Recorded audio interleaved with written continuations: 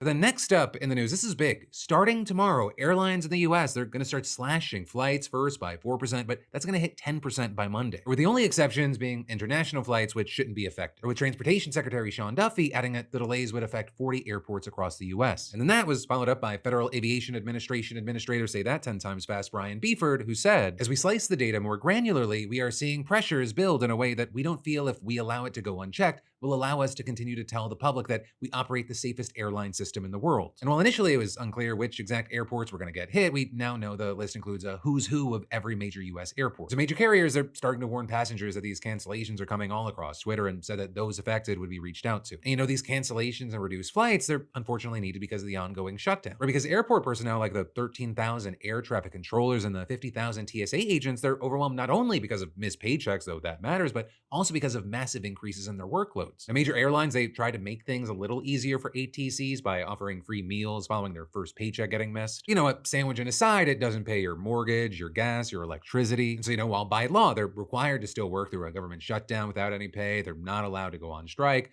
They're taking sick days and PTO instead, or with who knows how many taking side jobs in the meantime because you have bills to pay. This is happening at a pretty large scale, with so far 30 of the largest airports seeing 20 to 40% of their ATCs call out. And keep in mind, and I'm probably talking to the choir here because we've talked about this in the past, but even before this, the United States was already struggling with a massive shortage of ATCs. And then, of course, remember the timing, even when everyone's showing up, the holidays are already expected to be a hellscape at airports. And so yeah, now we have this situation that's having a cascading effect. And overall, you have airlines estimating that so far, the government shutdown has affected 3.2 million travelers, and the cancellations, they're just gonna make that number skyrocket. Which, just as an aside, I feel for everyone being impacted by the shutdown right now, but I especially feel for the air traffic controllers. That already is considered one of the most stressful jobs in America, where, one mistake, it possibly kills a lot of people. And now things are even worse. It doesn't feel like there's an end in sight. You're being treated like a pawn, because it feels like whether it be these air traffic controllers or really anyone else in the government affected by this shutdown, it feels like the ruling party, they have control of everything, right? The Republicans and Trump, they're using these people as hostages, and they're counting on essentially the Democrats to care about human beings, other Americans more, and